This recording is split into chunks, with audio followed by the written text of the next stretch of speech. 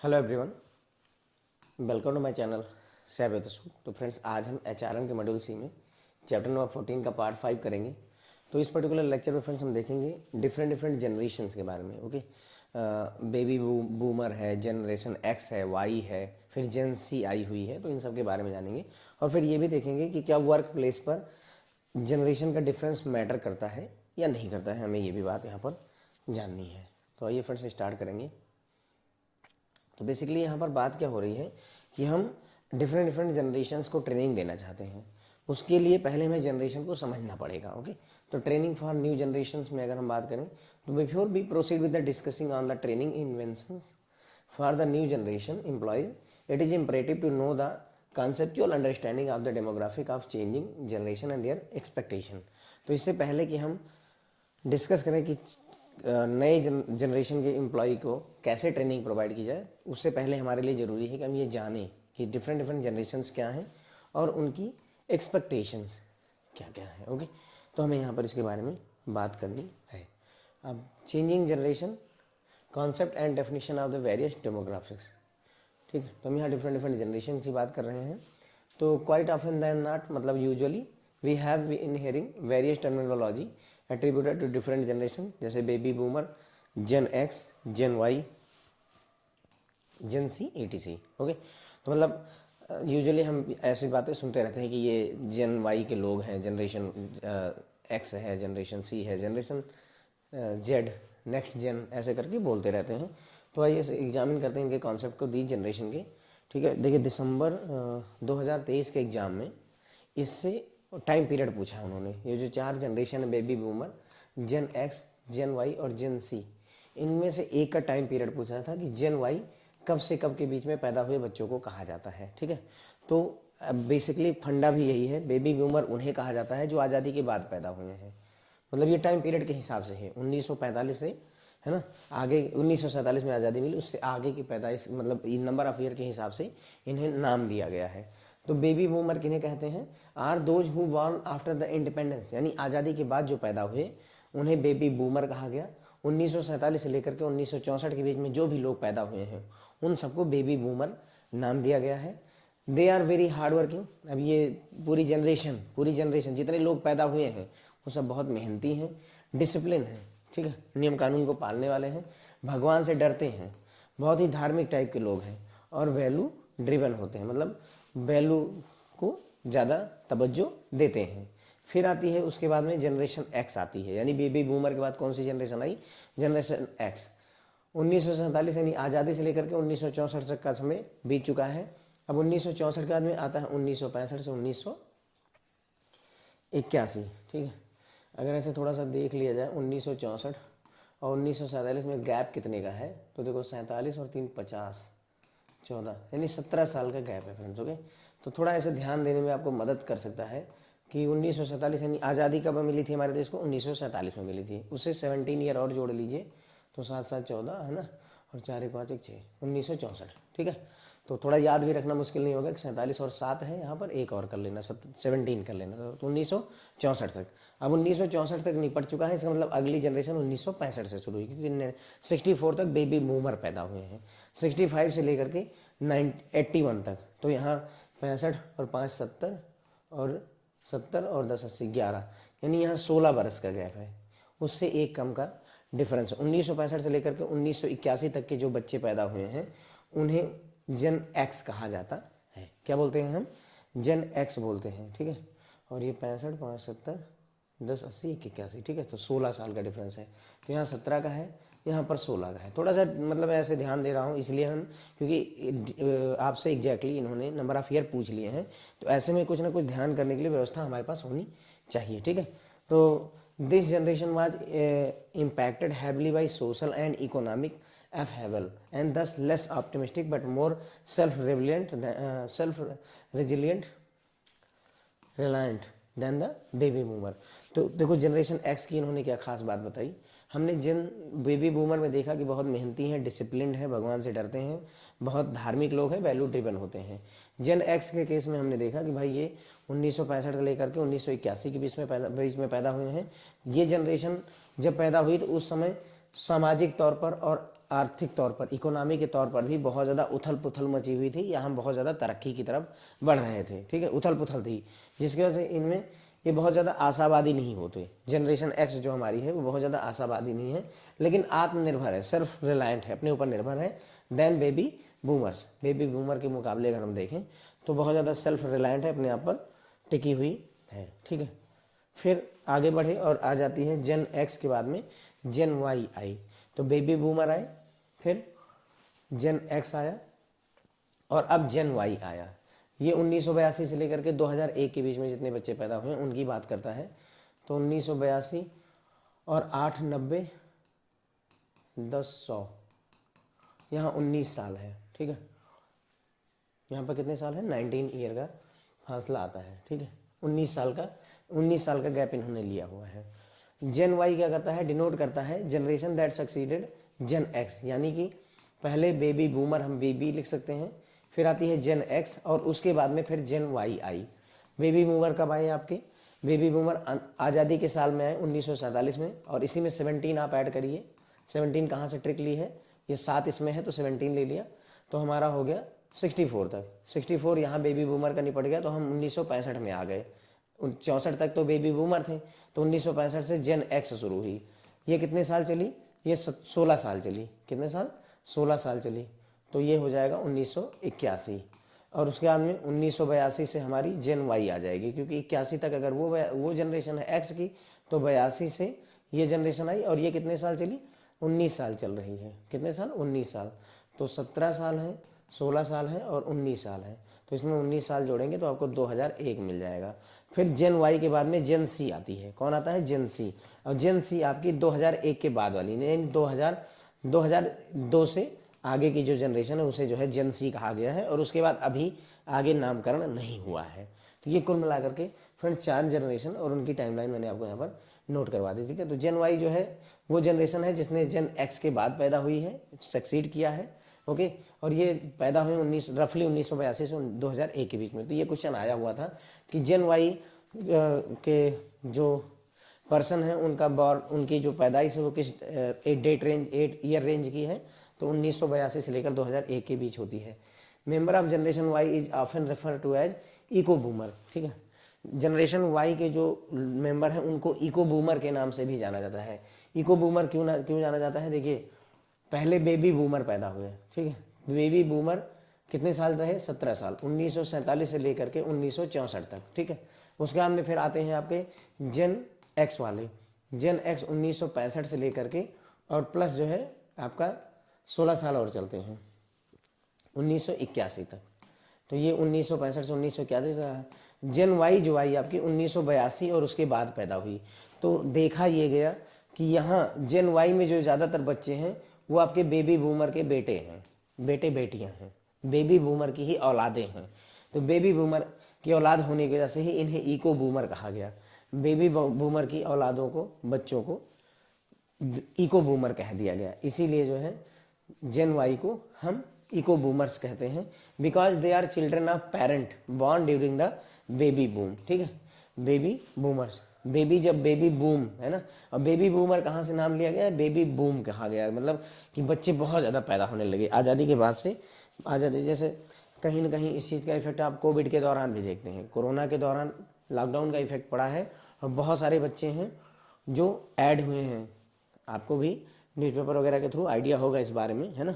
तो वही है इको बूमर, ये हो गए। बेबी बूमर कौन है, जो सबसे पहले आज़ादी के समय में पैदा हुए थे। Since children born during this period, यानी कि जेन वाई कहाँ से शुरू हो रही है हमारी, 1982 से लेकर के 2001। कहीं ना कहीं कंप्यूटराइजेशन की क्रांति यहाँ पर थोड़ी बहुत हो चुकी है। They had constant access to technology, computers and cellphone, ठीक है ना। देखो 1982 में पैदा हुए हैं, समझते समझते मान लेते हैं 1992 वगैरह आ गया होगा, 10 साल का बच्चा हुआ, तो 1992 से लेकर के 2001 के बीच में इंटरनेट, कंप्यूटर, है ना, ये सारी चीज़ें आ चुकी थी। तो इनको वही बता रहे हैं कि भाई ये जो बच्चे हैं, यानी जनरेशन वाई जो है कहीं ना कहीं हमसे कह सकते हैं कि इंटरनेट के दौर की जनरेशन हो गई अपने आप में, ओके। तो since children born during this period have constant access to technology, इनको टेक्नोलॉजी का एक्सेस था, कंप्यूटर का, सेलफोन का, अपने यूथ में, युवावस्था में, बच्चे थे तब नहीं, युवावस्था में इनको एक्सेस मिला। Many employees were perforce to revamp their hiring strategy in order to incorporate updated form of technology. तो इसके वजह से कई सारे एम्प्लॉयर को मजबूरी में अपनी जो है हायरिंग स्ट्रेटजी को बदलना पड़ा इन लोगों की वजह से, ठीक है। उसके अलावा जेन वाई को और भी कई नामों से बुलाया जाता है, जेन वाई को और भी कई नामों से बुलाया जाता है, जिसमें मिलेनियल, इको बूमर हमने देखा ही था, इंटरनेट भी कह देते हैं, आई जेन भी कहा जाता है और नेट जेन भी कहा जाता है। ये सारे नाम जेन वाई के लिए यूज किए जाते हैं। तो याद रखिएगा, अगर आपसे पूछे तो कंफ्यूज नहीं होना है, ये सारे के सारे नाम जेन वाई के लिए हैं। Gen Y are the people who are most educated. Gen Y के लोग बहुत ज़्यादा एजुकेटेड हैं, असर्टिव हैं, अपनी बात को मनवाना जानते हैं, मतलब अपनी बात पर ज़्यादा जोर देते हैं, वोकल है, बोलेंगे, आउट स्पोकन है, कुछ भी बोलेंगे, उनकी मर्जी है। फ्रीडम ऑफ स्पीच जैसी बातें कहीं ना कहीं जेन वाई ही करता है। कनेक्टेड हैं इंटरनेट वगैरह के थ्रू, कॉन्फिडेंट हैं और इंडिपेंडेंट हैं, आज़ाद हैं। तो ये जेन वाई की खासियत है।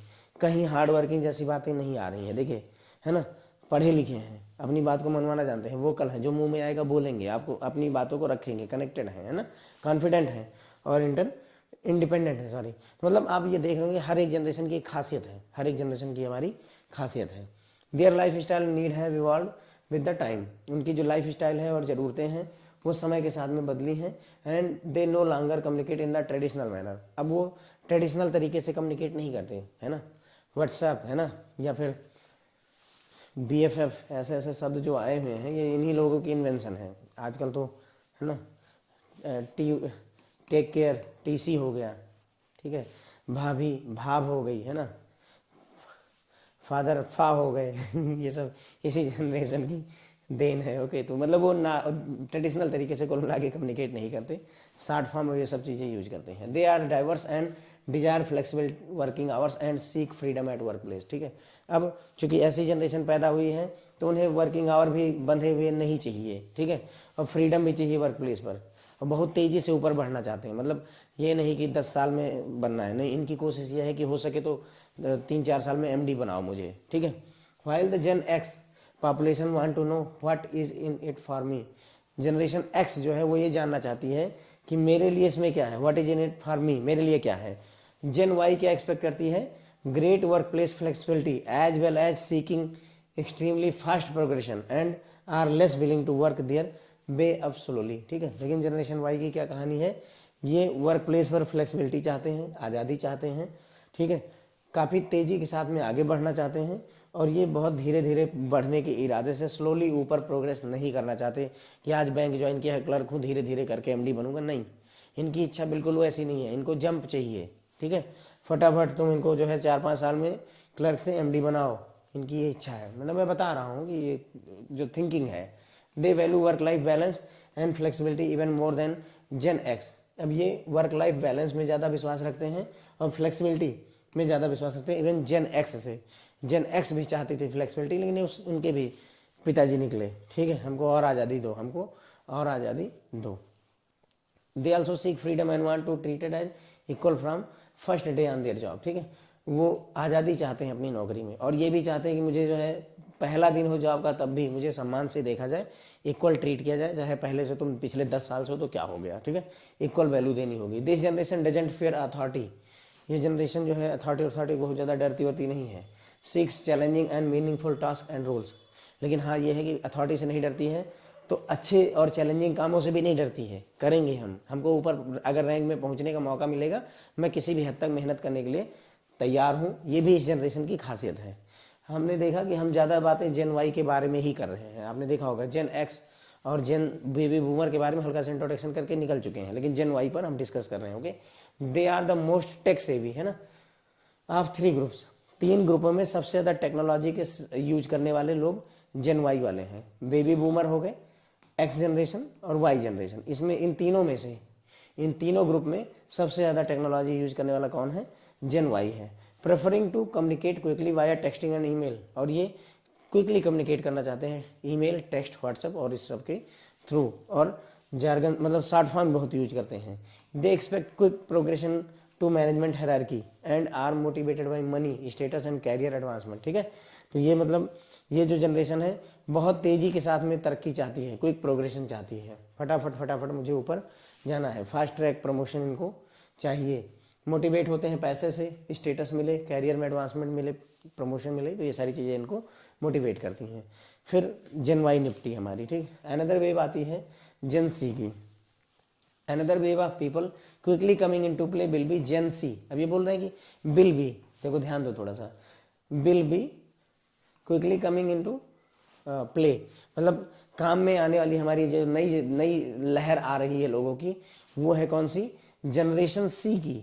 जनरेशन सी वो लोग हैं जो 2001 के बाद रफली पैदा हुए हैं, यानी कि वही आप ये ध्यान रखना लैंग्वेज एग्जैक्टली, बॉर्न रफली आफ्टर 2001, या हम कह सकते हैं कि 2002 से लेकर के अब तक जो पैदा हुए लोग हैं इनको जेन सी में कहा जा सकता है। अब आपकी डेट ऑफ बर्थ जो है उस हिसाब से देख लीजिए आप किस जनरेशन को बिलोंग करते हैं और आपकी क्या इच्छाएं हैं, ठीक है, इससे आपको पता चलेगा। ये बोल रहे हैं कि जेन सी अभी आई नहीं है, it will be come in to play, आ गई है। वैसे बेसिकली देखो क्या हुआ, अगर कोई बंदा 2002 में पैदा हुआ है तो 2002 में अगर हम अभी 22 बरस जोड़ेंगे तो 2024 चलने वाला है, ठीक है ना। यानी कि ये जो बंदे जेन सी के पैदा हुए होंगे, जो एकदम शुरुआत में पैदा हो गए होंगे, वो अभी 22-24 साल के, 22 साल के, 21-22 साल के लड़कियां तैयार हैं हमारी। ऑब्वियसली इनमें से कुछ ने वर्कफोर्स ज्वाइन कर ली होगी, लेकिन अभी ज़्यादा नहीं ज्वाइन कर पाए होंगे, क्योंकि हार्डली मान कर चलिए कि 25 साल से 30 साल के बीच में आप ज़्यादा नौकरियों की तरफ बढ़ते हैं, वर्क की तरफ बढ़ते हैं, ठीक है। तो भविष्य में अब आने वाले समय में जेन सी बहुत भरपूर मात्रा में नई जनरेशन बढ़ करके अब काम पे लगेगी हमारे देश को आगे बढ़ाने के लिए। It is the newest upcoming generation to enter the work force, ठीक है। तो ये नई अपकमिंग जनरेशन है भैया जो वर्क फोर्स में इंटर करेगी, समझ गए ना। वर्क फोर्स में मतलब अब ये लोग नौकरी पर चढ़ेंगे, काम पर चढ़ेंगे, बिजनेस में जाएंगे। This generation is called Gen Z because of their fine tuned focus will be on many Zs. तो इसे जेन सी क्यों कहा गया, क्योंकि इनका बहुत सारे सी के ऊपर जो है वो रहेगा, फोकस रहेगा। कौन सा, कनेक्टेड, सी मतलब कनेक्टेड, कम्युनिकेटिव होंगे, कोलोबरेटिव होंगे, कंटेंट सेंट्रिक होंगे, कंप्यूटराइज्ड होंगे, कम्युनिटी ओरिएंटेड होंगे और ऑलवेज क्लिकिंग वाले होंगे। ये जो 15-15 सेकंड की रील्स देख रही है ये वही आबादी है आपकी, ऑलवेज क्लिकिंग। मज़ा नहीं आ रहा है इसको, हर सेकंड पे कुछ ना कुछ नया चाहिए, कुछ और अच्छा, कुछ और बढ़िया, है ना, काइंड ऑफ दैट। तो इसीलिए इनको जेन सी इसलिए कहा जाता है क्योंकि ये बहुत सारे फाइन ट्यून है, फोकस रखते हैं बहुत सारे सी पर। पूछा जा सकता है कि मतलब इनमें से कौन सा जेन सी का जनरेशन सी के लिए कौन सा सी नहीं है, तो उसमें ध्यान रखिए कनेक्टेड है, कम्युनिकेटिव है, कोलोबरेटिव है, कंटेंट सेंट्रिक है, कंप्यूटराइज्ड है, कम्युनिटी ओरिएंटेड है और ऑलवेज क्लिकिंग है। ये सारी चीज़ें आपकी होती हैं, ठीक है। आगे बढ़ते हैं। These individuals are fully involve with the Facebook, iPhone, smart technology and any kind of app imaginable, their life are fully intertwined with the technology. तो ये बोल रहे हैं कि जेन सी जो है भाई वो पूरी तरह से इन्वॉल्व है किसमें, Facebook, Instagram, iPhone, smart technology और किसी भी तरीके का ऐप जिसकी आप कल्पना कर सकते हैं, जिस भी ऐप के इमेजिनेशन आप कर पाएँ, उन सबको ये यूज करते हैं। तो इनकी जो ज़िंदगी है वो कहीं ना कहीं पूरी तरह से टेक्नोलॉजी से लिप्त है, पूरी तरह से टेक्नोलॉजी से लिप्त है। There are even some are even referring to Gen Zers, Gen Zers है ना, Gen Zers as the new silent generation because of the lack of face to face interaction. Gen Z को हम साइलेंट जनरेशन के नाम से भी रेफर कर रहे हैं कुछ लोग, इसलिए क्योंकि फेस टू फेस कम्युनिकेशन जो है कहीं ना कहीं लैक करते हैं, फेस टू फेस इंटरेक्ट नहीं करते हैं, mobile, WhatsApp, chat, Skype, whatever, है ना, फेस टू फेस सामने बैठ करके नहीं जाना चाहते। जैसे हम उदाहरण के लिए एक बार ब्रांच में अकाउंट हमने खुलवा लिया, फिर कोशिश ये है इस जनरेशन की हमें ब्रांच में ना जाना पड़े, चाहे जो भी काम हो, ऑलवेज दे ट्राई, अगर ऑनलाइन हो जाए तो ठीक है यार, काहे के लिए वहाँ मुंह दिखाना है। साइलेंट जनरेशन ये हो गई ना। इंटरनेट से पैसे ट्रांसफ़र कर लिया जाए, है ना, एफडी बनवा ली जाए, ऑनलाइन नया खाता खोल लिया जाए। उनकी कोशिश यही है कि हमें फेस टू फेस इंटरेक्शन ना करके सारे काम मुझे ऑनलाइन चाहिए, क्योंकि ऑनलाइन क्यों भाई, टेक्नोलॉजी ने उनकी ज़िंदगी को बहुत अच्छे से प्रभावित किया हुआ है, ठीक है। अब देखिए इसका इफेक्ट भी दिखेगा। This immersion into a culture that is saturated by technology isn't just the new thing, it changes the way our brain work। तो ये बोल रहे हैं कि ये जो टेक्नोलॉजी हमारे कल्चर में घुस रही है ये नई चीज़ नहीं है, बल्कि ये क्या कर रही है, हमारा ब्रेन कैसे काम करता है उसको भी पूरी तरह से चेंज कर रही है। ये सिर्फ एक नई चीज़ नहीं है, बल्कि हमारा दिमाग कैसे काम करता है उसको भी चेंज कर रही है। उदाहरण देखेंगे तो समझ में आएगा। इन अ लाइफ सिचुएशन, एक एग्जाम्पल देखिए, an infant has been so immersed in this same culture he she can not grasp why a magazine does not work as that an iPad. समझिए क्या बात, इन्होंने उदाहरण क्या दिया। ये कह रहे हैं कि ये जनरेशन इतनी ज़्यादा जो है टेक्नोलॉजी से प्रभावित है, हमारे उनके कल्चर में टेक्नोलॉजी इतनी है कि वो जो मैगजीन पढ़ते हैं आप ना, मैगजीन आपने खोली तो उनको ये लगता है कि ये आईपैड की तरह चेंज क्यों नहीं हो रहा है, क्यों मुझे मैगजीन में 50 पेज पलटने हैं। हैरी पॉटर मूवी देखी हो तो उसमें आपने देखा होगा उनके डिजिटल न्यूज़पेपर होते हैं, न्यूज़पेपर लो वहाँ वो न्यूज़ बदलती रहती है, डिजिटल न्यूज़पेपर। आप समझ रहे हैं, अखबार सुबह आपने जो अखबार उठाया जो है, अब आप सोचिए सुबह आप अखबार उठाते हैं उसमें हर पेज में न्यूज़ बदलती जा रही है, हर 10 मिनट पे अपडेट्स नए आ रहे हैं। ये वो जनरेशन में ये चाहती है कि जो मैगजीन है वो बिल्कुल कैसी काम करे, जैसे आईपैड काम करता है।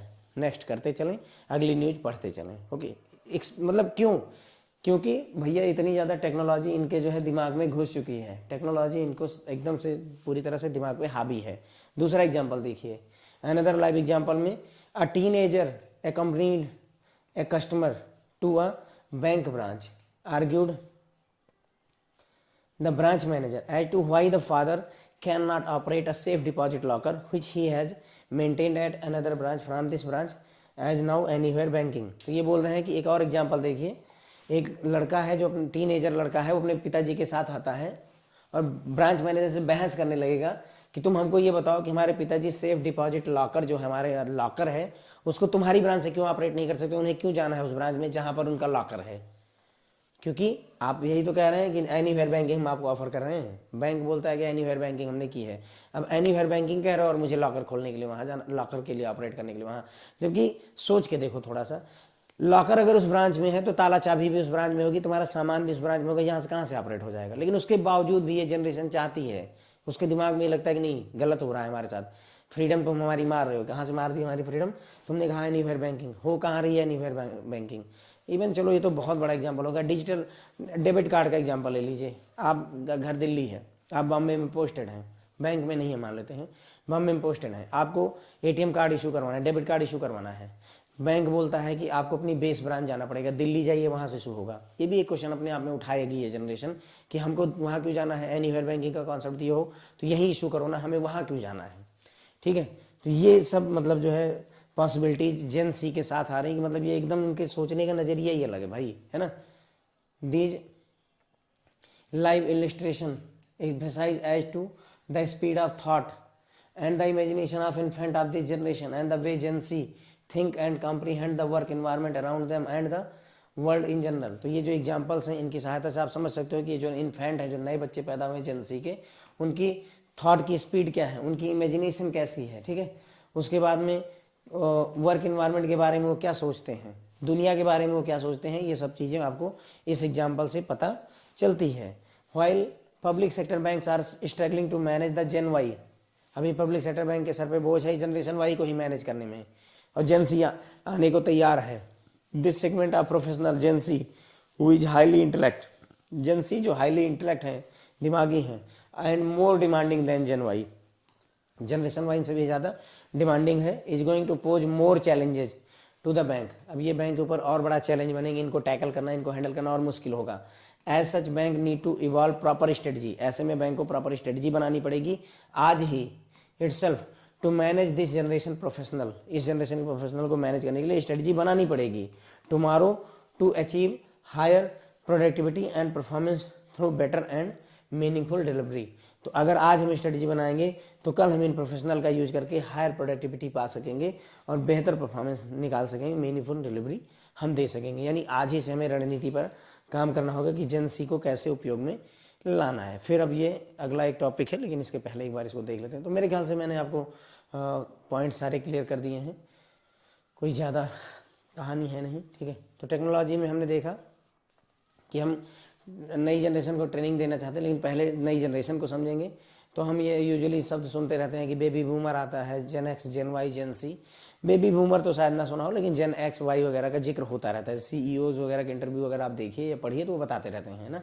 उसके बाद में बेबी बूमर वो बच्चे हैं जो इंडिपेंडेंस के बाद पैदा हुए। ठीक है, 1947 से लेकर के 17 साल और जोड़िए, 17 ईयर और ऐड करिए इसमें, 1964 तक आ जाते हैं।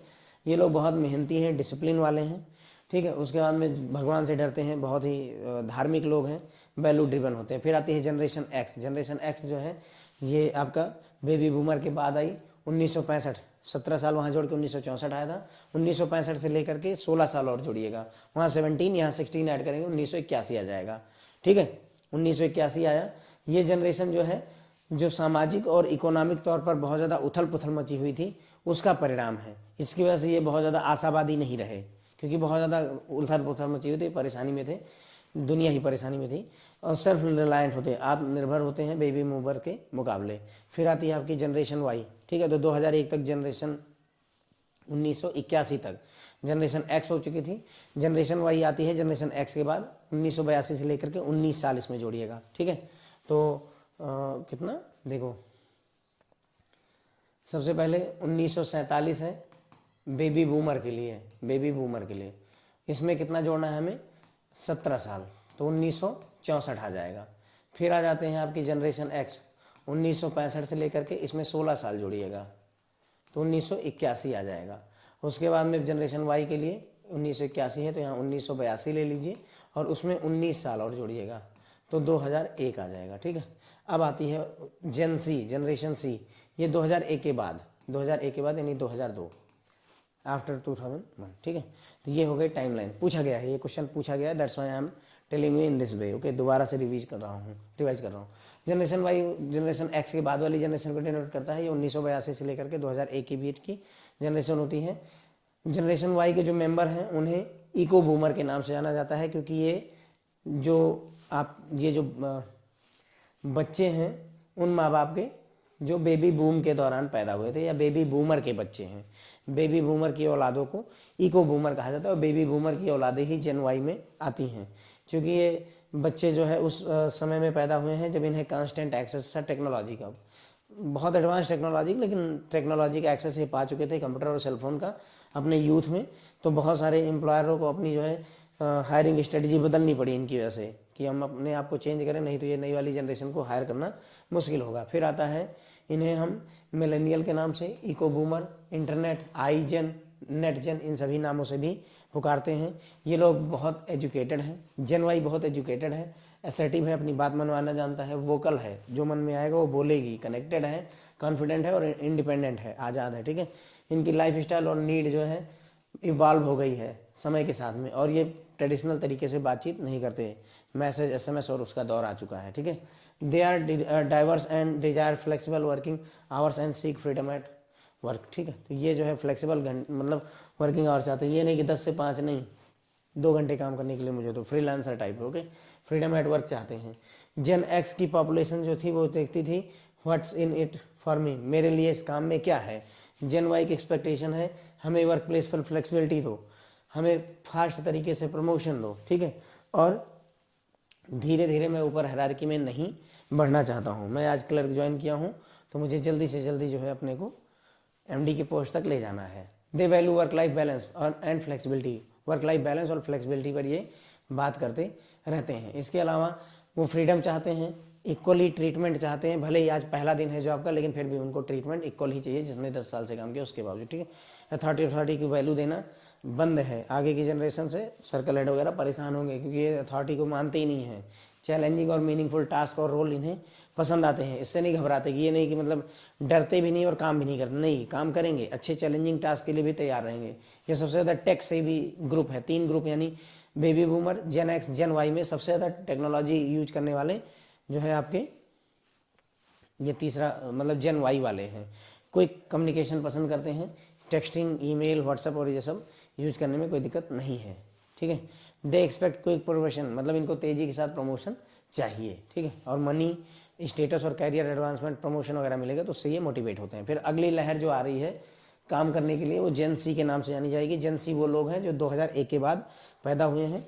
अपकमिंग जनरेशन जो है वो वर्क फोर्स में इंटर करने वाली है, अभी है नहीं तैयार, क्योंकि 2001 यानी 2002 में पैदा हुए, तो लगभग 22 साल के बच्चे हैं ये सारे के सारे जो शुरुआत में पैदा होंगे। 22 साल, 21 साल, 18 साल ऐसे की उम्र के होंगे, लेकिन वो जल्द से जल्द हमारी वर्क फोर्स को ज्वाइन करेंगे। वर्क फोर्स मतलब कि चाहे बिजनेस करने लगे, चाहे आर्मी ज्वाइन करें, चाहे नौकरी ज्वाइन करें, कुछ भी करें, उनकी मर्जी है। ओके, ये जनरेशन को जेन सी इसलिए कहा जाता है क्योंकि इनका कई सारे सी पर बहुत ज़्यादा फोकस रहेगा। कौन कौन से सी? Connected, communicative, collaborative, content centric, computerise, community oriented and always clicking generation है ये। ओके, उसके बाद में ये पूरी तरह से इन्वॉल्व है किसके, फेसबुक, आईफोन। अब यानी कि हम अगर देखें तो जेन सी है जो फेसबुक, आईफोन, इंस्टाग्राम और आपका व्हाट्सएप वगैरह इन सब से जुड़ी हुई है। ठीक है, स्मार्ट टेक्नोलॉजी है, यूज करते हैं, किसी भी तरीके का ऐप जिसकी आप कल्पना कर सकें वो सब ये यूज करते हैं, और पूरी तरह से टेक्नोलॉजी इनकी ज़िंदगी को प्रभावित कर चुकी है।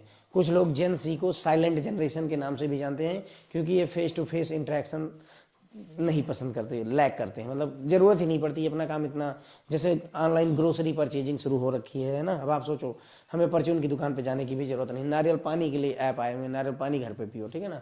तो आप ऑनलाइन बुक कर लीजिए, ब्लड टेस्ट वगैरह घर पे करवा लीजिए, कुछ चीज़ें छोड़ करके बाकी सब काम बिना चेहरा दिखाए हो रहे हैं। ओके, तो ये कल्चर जो है, मतलब कहीं ना कहीं ये जो टेक्नोलॉजी हमारे कल्चर को प्रभावित करती जा रही है, तो ये नई चीज़ तो नहीं है, लेकिन बल्कि ये क्या कर रही है, पूरी तरह से हमारा दिमाग कैसे काम करता है उसको प्रभावित कर दे रही है। दिमाग कैसे काम करता है, जैसे इन्होंने बताया कुछ एग्जाम्पल में कि मान लो कोई बच्चा है, तो वो ये अगर कोई मैगजीन उठाएगा तो ये सोचेगा कि आईपैड की तरह काम क्यों नहीं करती मैगजीन, मैगजीन में हमें पढ़ना क्यों पड़ रहा है, आईपैड की तरह कुछ व्यवस्था होती, हमें पलटना ना पड़ता।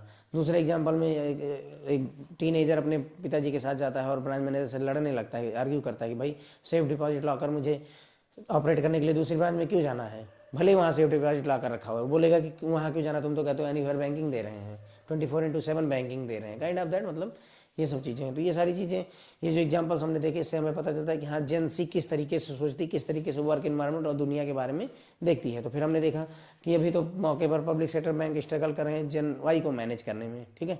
और जो जेन सी आ रही है ये और ज़्यादा उनकी भी बाप है, हाईली इंटेलेक्ट है, मोर डिमांडिंग देन जेन वाई है। तो ऐसे में बैंकों को चाहिए कि अभी से ही प्रॉपर स्ट्रेटजी बनाएं, ठीक है। आज अगर अच्छी स्ट्रेटजी बनाओगे तभी जा करके कल अच्छी प्रोडक्टिविटी वगैरह और इस जनरेशन का अच्छे से उपयोग आप कर पाएंगे, ठीक है। फिर आता है जनरेशनल डिफरेंसेस एट, अब ये बोल रहे हैं कि जैसे देखो अब क्या हो रहा है कि जैसे बैंक में हर जनरेशन के लोग हो सकता है मौजूद हों, ठीक है। बेबी बूमर हो सकता है, बेबी बूमर हो या ना हो अब, लेकिन जेन एक्स, जेन वाई और जेन सी, ये तीनों जनरेशन के लोग एक साथ काम कर रहे होंगे। तो क्या ये एक साथ काम करते हैं तो उसका प्रभाव पड़ता है क्या, ऐसा कभी फील हुआ है आपको कि भैया ये जेन सी का लड़का है, ये अलग तरीके सोचेगा, हम जेन वाई के हैं, हम नहीं कर पाएंगे, ऐसा कभी फील किया है आपने? तो वही इसी चीज़ को यहाँ पर हम एग्जामिन कर रहे हैं। मैटर्स लिटिल, मतलब बहुत ज़्यादा फर्क नहीं पड़ता है, यही बोल रहे हैं कि इस बात से कोई खास फर्क नहीं पड़ता तुम किस जनरेशन हो। देखो आज हमने अगर ये चीज़ पढ़ी ना होती तो हमको तो शायद पता भी नहीं था कि हम कौन सी जनरेशन को, मैं जेन सी का हूँ कि जेन वाई का हूँ, जेन एक्स का हूँ। कभी कभी पढ़ा हो तो बात अलग की, अदरवाइज आई डोंट थिंक कि ये इवन कोई मुद्दा ही है। बराबर बात है मेरी? तो वही बात यहाँ पर भी लागू होगी। As discussed above, in our work place we generally see people from across the age span, different generation, baby boomer to Gen Y even Gen Z. तो हम वर्क प्लेस में क्या करते हैं, अलग अलग हर जनरेशन, मतलब हर एज गैप के लोग को हम देखते हैं, यानी कि 18 साल से लेकर के 60 साल तक के लोग हमें दिखते हैं। उनमें बेबी बूमर से लेकर के जेन एक्स, जेन वाई, जेन सी तक के लोग भी हो सकते हैं। Researchers says that most of the evidences of generational for generational differences in preferences and values suggest that differences between these generations are quite small. तो जो रिसर्च हुई है उसके हिसाब से ये बोलते हैं कि भाई जो जनरेशन में गैप है ना उसका कोई खास फर्क नहीं है, बहुत ही डिफरेंसेस का असर बहुत ही क्वाइट स्मॉल है। ओके, प्रेफरेंस में और वैल्यूज में डिफरेंसेस बहुत नॉर्मल सा डिफरेंस आता है, कोई खास फर्क नहीं पड़ता है। ऐसा नहीं कि जेन सी है, अगर जेन सी है तो उसको ऐसा नहीं कि उसको 4 घंटे ही काम करना पड़ रहा है, चाहे वो जेन सी हो चाहे वो बेबी बूमर हो, सबको 8 घंटे बैंक में अगर करना है तो करना है। In fact, there is a considerable variety of preferences and value within any of these age group. हर एक एज ग्रुप में preferences और values मौजूद हैं। They found that although individual people may experience changes in their needs, interest, preferences and strengths over course of their career, sweeping group differences depending on age or generation alone does not seem to be supported. तो ये बोल रहे हैं भाई देखो, individual व्यक्ति के पास ये संभव है कि उसकी जो ज़रूरतें हैं, इंटरेस्ट है, प्रेफरेंस है और स्ट्रेंथ है, वो कैरियर के दौरान चेंज हो सकती है, लेकिन केवल एज की वजह से या केवल जनरेशन की वजह से कोई ये इस पर इतना फ़र्क नहीं पड़ रहा है। उनकी नीड, इंटरेस्ट, प्रेफरेंस और स्ट्रेंथ पर जो फ़र्क आ रहा है वो उनकी एज का प्रभाव पड़ रहा है। जैसे आपकी एज 18 साल थी तो हो सकता है 18-19 साल 20 साल में आपने 100 की स्पीड में बाइक चलाई होगी। जब आप बड़े हुए 40 साल की और आपने दुनिया देखी और बहुत सारे एक्सीडेंट देखे, तो अब आप 40-50-60 से ऊपर नहीं चलते। जब आप 60 प्लस होंगे तो आप 30 पे चलना शुरू कर देंगे। क्या हो रहा है, ये आपके एज के हिसाब से आपके इंटरेस्ट, नीड और प्रेफरेंसेस चेंज होते जा रहे हैं। लेकिन तो वही बोल रहा है कि ऐसा नहीं है मतलब कि केवल जनरेशन और एज की वजह से इसमें प्रभाव आ रहा है, इतना फर्क नहीं है। So it is educated that what might really matter at work is not actual differences between the generation but people's belief that these differences exist। तो ये बोल रहे हैं कि मतलब अगर हम देखें तो क्या रियली मैटर करता है वर्क प्लेस पर, is not actual differences. Actual differences लोगों की जनरेशन के बीच में नहीं मैटर करता कि ये जेन एक्स के हैं, जेन वाई के हैं, जेन सी, ये मुद्दा नहीं है। मुद्दा क्या है हमारे लिए, हम अगर ये माने कि ऐसे डिफरेंस एग्जिस्ट करते हैं तो वो असली मुद्दा है। मतलब समझे बात को, केवल हमारी बिलीफ, हमारा मानना इंपॉर्टेंट हो चुका है। असल में इसका कोई फर्क नहीं कि जेन एक्स, कभी आप बैंक में काम करते, कभी ये बात सोची आपने कि ये बेबी बूमर पीरियड के हैं? नहीं भाई, हम बस ये बोलते हैं कि ये तो और सीनियर हैं, हमसे ज़्यादा अनुभवी हैं, इन्होंने तो बहुत सारा काम किया, बहुत सारी सिचुएशंस देखी होंगी, बल्कि रिस्पेक्ट ही है। ओके, तो वही बोल रहा है यहाँ पर, these beliefs can get the way of how people collaborate with their colleague and have troubling implication for how we people are managed and trained। तो अगर हम ये बिलीव करते हैं, हमारा मानना है कि हाँ इस तरीके का डिफरेंस एग्जिस्ट करता है, तो उसका ही प्रभाव क्या पड़ेगा कि हम कैसे कोलोबरेट करते हैं अपने कलीग के साथ, उसका प्रभाव पड़ने लगेगा। अगर हम ये माने कि ये बेबी बूमर हैं, ये जेन एक्स हैं, ये जेन वाई हैं, कल हो सकता है ये लेक्चर देखने के बाद में आप जाकर के अपने ब्रांच में इमेजिन करना शुरू कर दें कि हाँ ये तो बेबी बूमर हैं, ये तो बहुत हार्ड वर्किंग है, इनके और बस का कुछ नहीं है। मैं जेन सी हूँ, मैं बहुत टैलेंटेड हूँ, डिमांडिंग हूँ, मुझे काम नहीं चाहिए, मुझे हायरार्की चाहिए, रैंक चाहिए। ठीक है, तो वो चीज़ अगर करने लगोगे तो आप अपना जो है कोलोब्रेशन बदल दोगे, दूसरों के साथ में सहयोग करना बंद कर दोगे।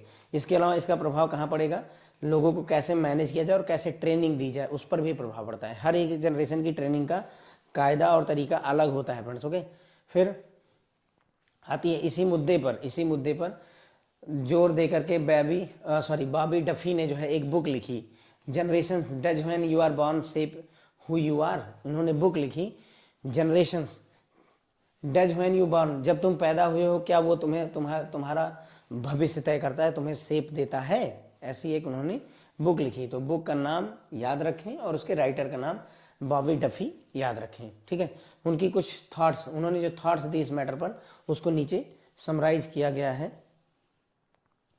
ठीक है, बड़ी बड़ी बातें चलेंगी, थोड़ा समझ में कम आए तो टेंशन मत लीजिएगा, बहुत ज़्यादा इंटरेस्ट की जरूरत नहीं है इसमें। It is only human to look for patterns and try to make sense of randomness. ठीक है, तो मतलब इंसान हो इसलिए तुम पैटर्न के लिए लुक करोगे और रैंडमनेस को सेंस बनाने की तुम कोशिश करते हो, ये इंसानी फितरत होती है। But our single explanation are usually inaccurate, they muddle cause and effect. लेकिन हमारी सिंगल एक्सप्लेनेशन जो होती है वो इनएक्यूरेट होती है। ठीक है, और काज और इफेक्ट को प्रभावित करती है, गड़बड़ी करती है। One could speculate that technology like the smartphone mass adopted in a little over a decade has entrenched generational divides by sealing people into distinct physical and digital space, but these effect can only be understood in long view। तो ये बोलना है कि आप इस पर कोई व्यक्ति ऐसा अनुमान लगा सकता है, स्पेकुलेट कर सकता है कि भाई जो ये स्मार्टफोन वगैरह आ गए हैं, अभी जो छोटे छोटे बच्चे आ रहे हैं वो भी अब टेक सेवी होते जा रहे हैं, बचपन से ही आईफोन आईपैड और ये सब उनके हाथ लग रहा है। तो हमें ये लगता है कि हाँ एक जनरेशनल डिवाइड खड़ी हो रही है, जिसमें लोग अलग फिजिकल और डिजिटल स्पेस में अपनी अपनी बाउंड्रियाँ बनाते चले जा रहे हैं। जो हमारे फादर के फादर हैं वो मोबाइल नहीं पसंद करते, उनको बस ये है कि फ़ोन उठ जाए, बात हो जाए, वो बहुत है। जो हमारे बच्चे हैं वो चाहते हैं कि मोबाइल ही दे दो हमको और हमको पढ़ना वढ़ना बंद कराओ, सीधे सीधे मोबाइल दे दो दिन के लिए। लेकिन इनका जो प्रभाव है वो केवल लॉन्ग व्यू में ही देखा जा सकता है। अब इसका क्या असर पड़ेगा हम अभी नहीं बता सकते हैं कि ये जो बच्चे अभी 2 साल के बच्चे, 3 साल के बच्चे जो मोबाइल देख रहे हैं, तो ये जो मोबाइल देख रहे हैं इनका प्रभाव क्या होगा वो तो भविष्य ही बताएगा, अभी हम नहीं बता सकते। जब 15-20 साल 30 साल के होंगे तो पता चलेगा। There are only 3 explanation how attitude, behaviour and belief change over time. इन्होंने साथ में ये भी कहा कि केवल तीन एक्सप्लेनेशन हमारे पास है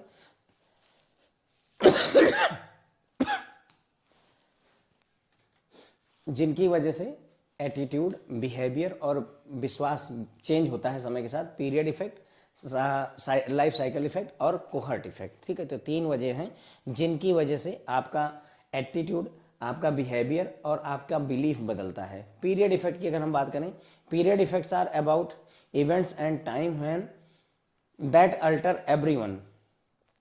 ठीक है, तो period effect are about events and time that alter everyone. ऐसी घटनाओं और ऐसे समय के बारे में होता है पीरियड इफेक्ट जो सभी को बदल के रख देता है, सिर्फ एक व्यक्ति को नहीं। ध्यान देंगे, ओके।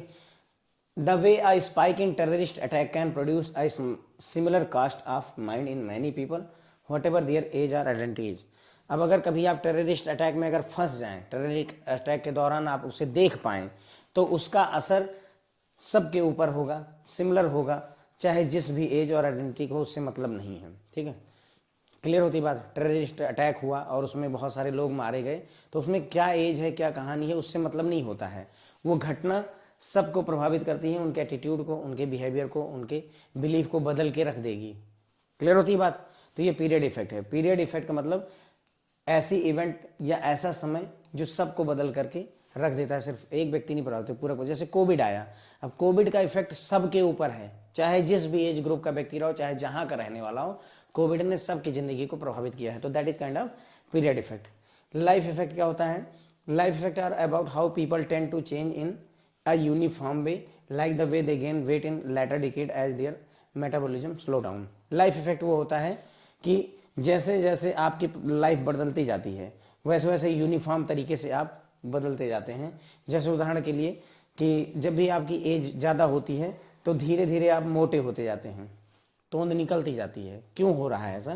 क्योंकि अब आपका मेटाबॉलिज्म, पाचन तंत्र कहीं ना कहीं स्लो डाउन पड़ रहा है। इसकी वजह से ही धीरे धीरे लोग फूलने लगते हैं। ठीक है, अभी मैं पतला दिख रहा हूँ, लेकिन ऐसा नहीं रहेगा। अगले 10-12 सालों में मैं भी जो है अपने पापा बाप दादाओं की तरह चौड़ा हो जाऊंगा, जैसे आप लोग होंगे उसी तरीके से। ठीक है, तो दीज आर लाइफ इफेक्ट, यानी जिंदगी का प्रभाव पड़ रहा है। ठीक है, तो पीरियड का इफेक्ट मतलब कोई इवेंट या कोई समय, टाइम पीरियड है ना, उसे पीरियड इफेक्ट कहते हैं, जो सबको प्रभावित करता है। लाइफ इफेक्ट मतलब कि जो जिंदगी को प्रभावित करता है। जैसे हमने देखा कि मतलब हम यूनिफॉर्म तरीके से समय के साथ बदलते रहते हैं, डेवलपमेंट होते रहते हैं। आप छोटे थे तो अलग थे, धीरे धीरे समय के हिसाब से आप बदलते गए। बूढ़े होंगे तो और चेंजेज आएंगे, है ना, गाल वगैरह जो है सब चिपक जाएंगे, काइंड ऑफ दैट। ये सारी चीज़ें ऑब्वियसली हैं, होंगी ही होंगी। ओके, फिर आता है cohort effect. Cohort effect are what actually differentiate generations and are saved by how one has been socialise. ठीक है, तो कोहर्ट इफेक्ट जो है वो असली इफेक्ट है जो कि डिफरेंशिएट करता है जनरेशंस के बीच में। कोहर्ट इफेक्ट ही है जो जनरेशन के बीच में एक्चुअल डिफरेंस को खड़ा करता है। यानी कि हम अगर बात करें जेन एक्स, जेन वाई और जेन सी की, तो उसमें सबसे ज़्यादा बड़ा रोल डिफरेंस का कोहर्ट इफेक्ट का ही होगा। एंड आर सेव्ड बाई, और कोहर्ट इफेक्ट कैसे सेव होता है कि कैसे हम सोशलाइज होते हैं, कैसे हम समाज में इंटरेक्ट करते हैं। जैसे उदाहरण के लिए the dominant attitude to religion when one was born, मतलब कोई व्यक्ति है जो पैदा हुआ और पैदा होने के साथ ही उसके अंदर रिलीजन, धर्म के प्रति बहुत ज़्यादा आस्था है। ठीक है, तो ये कोहर्ट इफेक्ट है। क्या है? कोहर्ट इफेक्ट है। ओके, क्लियर हो गया।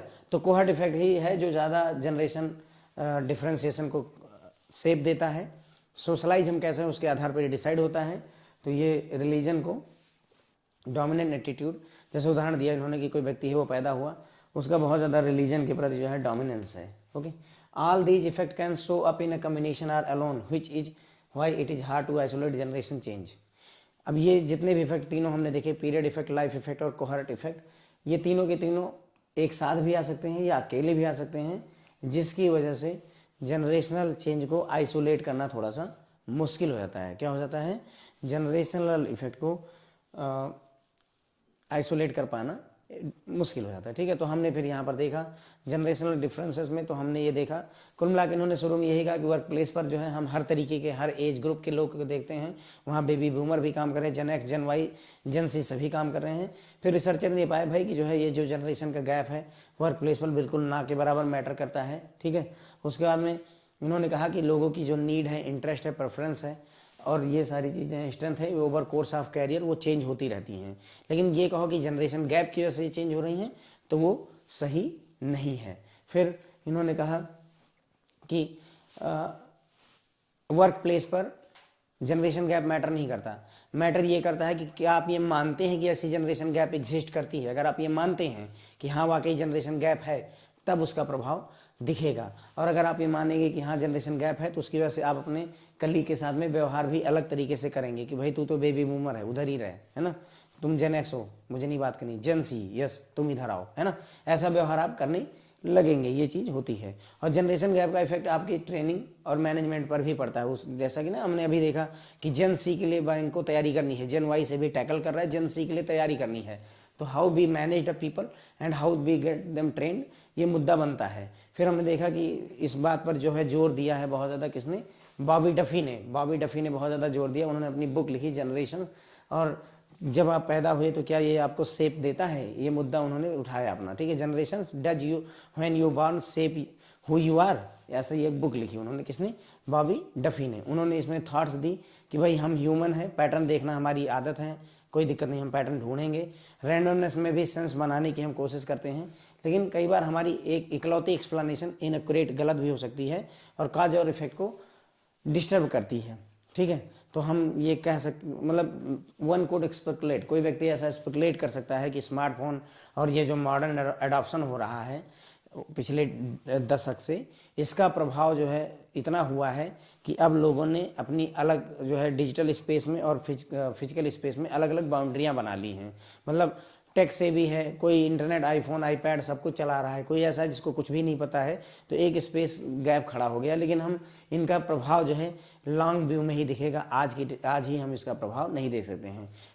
फिर इन्होंने कहा कि जनरेशन गैप उतना ज़्यादा प्रभाव नहीं डालती।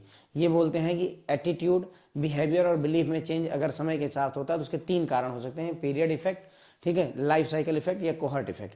पीरियड इफेक्ट उसे कहते हैं ऐसे इवेंट और टाइम जो सबको बदल के रख दे, अल्टर एवरीवन करता है। जैसे टेररिस्ट अटैक में जो भी लोग फंसेंगे, उनकी एज और जनरेशन से कोई मुद्दा नहीं, सबके दिमाग पर उतना ही गहरा असर पड़ने वाला। लाइफ इफेक्ट में हमने देखा कि लोग समय के साथ जिंदगी में कैसे बदलते रहते हैं। छोटे थे तो आप कैसे थे, बड़े हुए तो कैसे हुए, और बड़े हुए 45 साल 50 साल हुए तो कैसे हुए, 60 साल की एज में, तो ये सब होता रहता है, लाइफ इफेक्ट है वो। ओके, जैसे हमारा मेटाबॉलिज्म स्लो होता है तो हम धीरे धीरे फूलना शुरू कर जाते हैं, वेट गेन करना शुरू करते हैं, दैट इज लाइफ इफेक्ट। फिर हमने देखा cohort effect. Cohort effect actual वो इफेक्ट है जो जनरेशन गैप को डिफ्रेंशिएट करता है, जनरेशन में डिफरेंस खड़ा करता है, ठीक है। और ये मतलब कोहर्ट इफेक्ट कैसे आता है, कैसे हम सोशलाइज होते हैं, उसके आधार पर ही कोहर्ट इफेक्ट हमें प्रभावित करता है। जैसे उदाहरण के लिए कोई बच्चा पैदा हुआ और जब से वो बॉर्न हुआ तब से ही वो बहुत ज़्यादा धार्मिक प्रवृत्ति का है, तो ये उसका कोहर्ट इफेक्ट है, ठीक है। अब ये इफेक्ट एक साथ भी आ सकते हैं, अकेले भी आ सकते हैं, इसीलिए जनरेशनल चेंज को आइसोलेट करना मतलब मुश्किल हो जाता है कि हम कौन से इफेक्ट की बात कर लें, मुश्किल हो जाता है, ठीक है। तो देखो ये सारी चेंजिंग जनरेशन्स को एक बार फिर से देख लेते हैं। हमने ये सारी बातें कर ली हैं, मैंने आपको रिवाइज भी करवा दिया, बट एक बार चूंकि इससे क्वेश्चन आया हुआ है तो let's see once more. Baby boomer हमने देखा वो लोग हैं जो आज़ादी के बाद पैदा हुए 1947 में। मैंने आपको बोला 1947 से शुरू करके 17 ईयर जोड़ेंगे, 1961 आ जाएगा। 1961 से 1 बढ़ाएंगे तो 1965 आ जाएगा, इसमें 16 साल जोड़ दीजिएगा, 1981 आ जाएगा। 1981 से 1982 लीजिए और फिर यहाँ 19 ईयर जोड़ दीजिएगा, ठीक है। तो 17, 16 और 19 जोड़ करके आपको 2001 मिल जाएगा, ठीक है। और 2001 के बाद वाले जो है 2002 वाले जेन सी हो जाएंगे, ठीक है, बॉर्न आफ्टर 2001। क्लियर हो जाती बात, ठीक है। 1965 से 1981 जेन एक्स है, तो यहाँ काम की बात ये ईयर है, यहाँ पर भी ईयर है। जेन वाई में 1982 से 2001 है। उसके अलावा इनको मिलेनियल, इको बूमर, इंटरनेट, आई जेन और नेट जेन के नाम से भी जानते हैं, ये भी थोड़ा सा ध्यान रख लीजिएगा। बस यहीं पर ही फ्रेंड्स हमारा ये पूरा लेक्चर हिंड होता है। होप है आपको चीज़ें समझ में आई होंगी। Thank you so much friends.